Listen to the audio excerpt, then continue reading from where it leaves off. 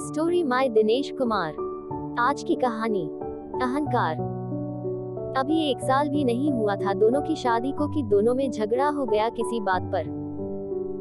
जरा सी अनबन हुई और दोनों के बीच बातचीत बंद हो गई। वैसे दोनों बराबर पढ़े लिखे, दोनों अपनी नौकरी में व्यस्त, तो दोनों का ईगो भी बराबर। वही पहले मैं क्यों बोलूं, मैं क्यों झुकूं। 3 दिन हो गए थे पर दोनों के बीच बातचीत बिल्कुल बंद थी।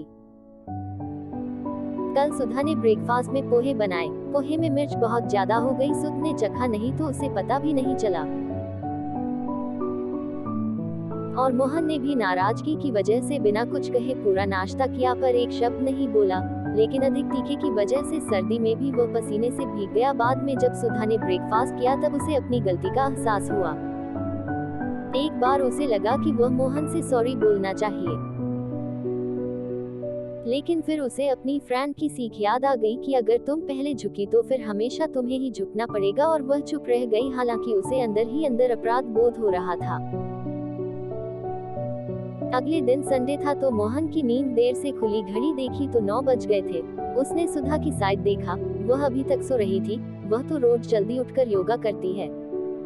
मोहन ने सोचा, खैर मुझे क्या।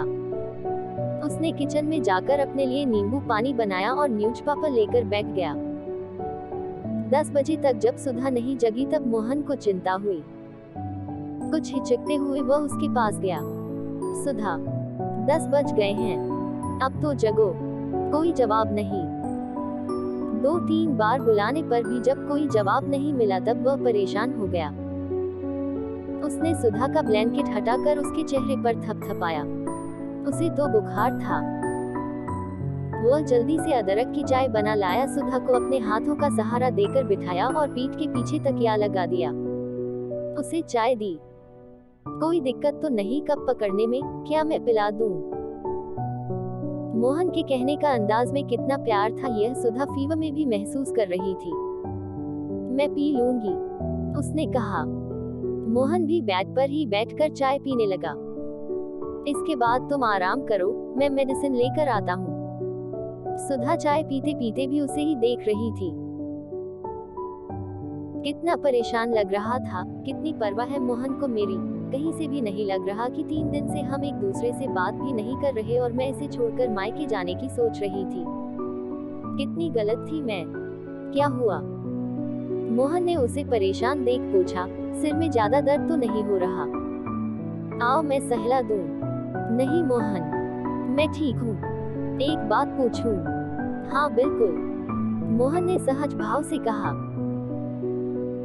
इतने दिन से मैं तुमसे बात भी नहीं कर रही थी और उस दिन ब्रेकफास्ट में मिर्च भी बहुत ज्यादा थी। तुम बहुत परेशान हुए, फिर भी तुम मेरी इतनी केयर कर रहे हो। मेरे लिए इतना परेशान हो रहे हो क्यों? हाँ, परेशान तो मैं बहुत हूँ। तुम्हारी तबीयत जो ठीक नहीं और रही मेरे तुम्हारे झगड़े की बात। तो जब जिंदगी भर साथ रहना ही है तो कभी कभी बहस भी होगी, झगड़े भी होंगे, रूठना मनाना भी होगा। 2 बर्तन जहाँ हो वहाँ कुछ खटखट तो होगी ही। समझी कि नहीं मेरी जीवन संगिनी? सही कह रहे हो, कहते हुए सुधा मोहन के गले लग गई। मन ही मन उसने अपने आप से वादा किया, अब कभी मेरे और मोहन के बीच ईगो नहीं आने दूंगी। आपका दिन मंगलमय हो। इस कहानी से मिली शिक्षा को अपने जीवन में जरूर अपनाएं। प्रेरणादायक कहानियां प्राप्त करने के लिए हमारे चैनल से जुड़ जाएं। अपने दोस्तों और रिश्तेदार तक जरूर शेयर करना।